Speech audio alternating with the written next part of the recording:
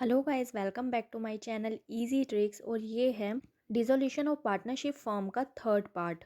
First part में what is dissolution of partnership and dissolution of partnership form के बारे में हमने डिटेल में बात की थी। सेकंड पार्ट में modes of dissolution of partnership form के बारे में बताया गया है। और थर्ड पार्ट में हम जानेंगे difference between dissolution of partnership and dissolution of partnership form के बारे में। तो आइए इस वीडियो को स्टार्ट करते हैं। सबसे पहले हम जानते हैं कि पार्टनरशिप एंड पार्टनरशिप फॉर्म में क्या डिफरेंस है। इसके बाद हम जानेंगे कि दोनों के डिसोल्यूशन का क्या मीनिंग है।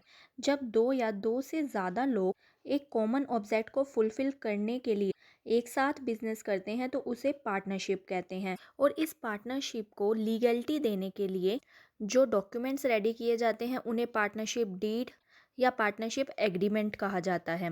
और इन पार्टनर्स को मिलाकर एक फर्म बनाई जाती है जिन्हें पार्टनरशिप फर्म कहा जाता है। पार्टनर्स और पार्टनरशिप फर्म दोनों ही अलग अलग एंटिटी हैं। अगर हम इनकम की बात करें तो हर पार्टनर की एक अपनी अलग इनकम होगी। ऐसे ही पार्टनरशिप फर्म की एक अपनी अलग इनकम होगी। फॉर एग्ज़ाम्पल, कोई एक पार्टनरशिप फर्म में दो पार्टनर्स हैं ए एंड बी, और उस पार्टनरशिप फर्म का नाम है एक्स वाई जेड। तो ए एक अलग एंटिटी है, ऐसे ही बी भी एक अलग एंटिटी है, साथ ही एक्स वाई जेड जो पार्टनरशिप फर्म है ये एक अलग एंटिटी है। अब यहाँ पर हम मानते हैं कि जो पार्टनर ए है वो एक्स वाई जेड के अलावा किसी और दूसरी फर्म में भी पार्टनर है, और उस पार्टनरशिप फर्म का नाम है पीएफ। तो हर पार्टनरशिप फर्म की एक अपनी अलग इनकम होती है। ऐसे ही पार्टनर्स की भी अपनी अलग इनकम होती है। यहाँ पर जो पार्टनर ए है उसे दो फर्म से इनकम मिलेगी, एक firm X Y Z, second firm P F. और जो पार्टनर बी है उसे एक्स वाई जेड से इनकम मिलेगी। और सभी पार्टनर अपनी अलग अलग इनकम टैक्स रिटर्न को फिल करेंगे। ऐसे ही पार्टनरशिप फर्म की भी एक अपनी अलग इनकम टैक्स रिटर्न फिल की जाएगी। पार्टनरशिप फर्म दो टाइप्स की होती है। एक पार्टनरशिप फर्म आती है इंडियन पार्टनरशिप एक्ट 1932 के अंडर। इस एक्ट के अंडर जो भी पार्टनरशिप फर्म बनती है वो अनलिमिटेड लाइबिलिटी पार्टनरशिप फर्म होती है। अब अनलिमिटेड लाइबिलिटी पार्टनरशिप फर्म क्या होती है, इसको हम एक कॉन्सेप्ट से जानते हैं। जब भी किसी पार्टनरशिप फर्म का डिसोल्यूशन होता है, यानी कि जब भी किसी पार्टनरशिप फर्म को ख़त्म किया जाता है उसकी एग्जिस्टेंस को, तो उस केस में जो भी पार्टनरशिप फर्म की एसेट्स होती हैं उन्हें बेचकर लाइबिलिटीज़ को पे ऑफ करना होता है।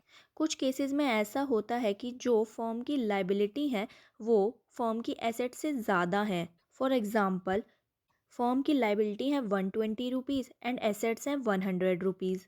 डिसोल्यूशन के टाइम पे हमें सारी लाइबिलिटीज़ पे करनी होती हैं।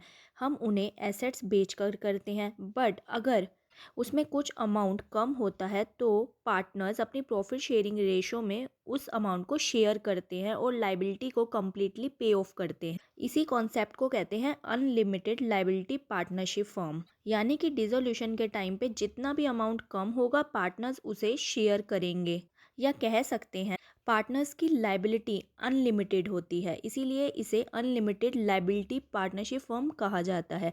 सेकंड पार्टनरशिप फर्म होती है एलएलपी, यानी कि लिमिटेड लाइबिलिटी पार्टनरशिप फर्म, जिसे एलएलपी भी कहा जाता है। ये लिमिटेड लाइबिलिटी पार्टनरशिप एक्ट 2008 के अंडर आती है। इसमें पार्टनर्स की लाइबिलिटी लिमिटेड होती है, यानी डिसोल्यूशन के टाइम पे अगर कुछ अमाउंट लाइबिलिटी पे करने के लिए कम रहता है तो उस केस में पार्टनर्स को कुछ भी अमाउंट शेयर नहीं करना होगा, इसीलिए इसे लिमिटेड लाइबिलिटी पार्टनरशिप फर्म कहा जाता है। अभी तक आपको पार्टनर्स एंड पार्टनरशिप फर्म दोनों में डिफरेंस समझ आ गया होगा। नेक्स्ट अब हम दोनों के डिसोल्यूशन की बात करते हैं। Dissolution of partnership and dissolution of partnership firm में क्या डिफरेंस होता है। सबसे पहले हम बात करते हैं क्लोजर ऑफ बिजनेस के रिगार्डिंग। जैसे कि अगर पार्टनरशिप का डिसोल्यूशन होता है तो पार्टनरशिप फर्म का बिजनेस एज इट इज़ चलता रहता है। पार्टनरशिप के डिसोल्यूशन का मीनिंग है जब भी किसी पार्टनरशिप फर्म में कोई भी न्यू पार्टनर एंटर होता है या कोई भी एग्जिस्टिंग पार्टनर रिमूव होता है।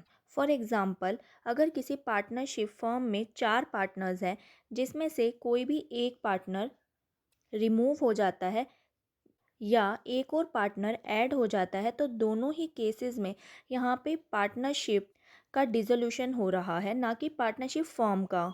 पार्टनरशिप के डिसोल्यूशन में जो भी पुराना पार्टनरशिप एग्रीमेंट होता है वो क्वैश हो जाता है और नया एग्रीमेंट बना दिया जाता है। अगर कोई नया पार्टनर आया है तो उसे ऐड करके, या अगर कोई पार्टनर रिमूव किया गया है तो उसे हटा करके बाकी बचे हुए मेंबर्स का एक न्यू पार्टनरशिप एग्रीमेंट बन जाता है।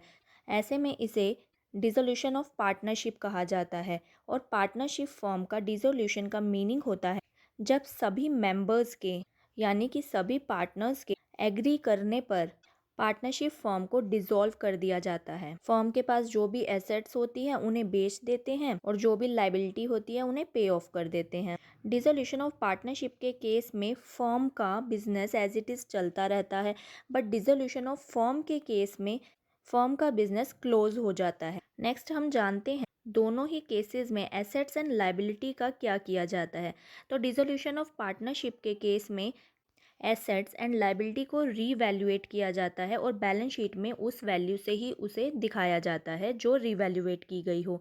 और डिसोल्यूशन ऑफ पार्टनरशिप फॉर्म के केस में एसेट्स को बेचकर लाइबिलिटी को पे ऑफ कर दिया जाता है। Next point is intervention by court, यानी कि कोर्ट का क्या इन्फ्लुएंस रहता है दोनों ही केसेस में। डिसोल्यूशन ऑफ पार्टनरशिप के केस में कोर्ट का कोई भी इंटरफेरेंस नहीं रहता है। डिसोल्यूशन ऑफ पार्टनरशिप का मीनिंग ही है पार्टनरशिप का एक नया स्ट्रक्चर क्रिएट करना, उसमें कुछ मेंबर्स को ऐड करना या कुछ मेंबर्स को रिमूव करना। तो ये ऑपरेशन सिर्फ पार्टनर्स की कंसेंट के साथ ही किया जाता है, इसमें कोर्ट का कोई भी इंटरफेरेंस नहीं रहता है।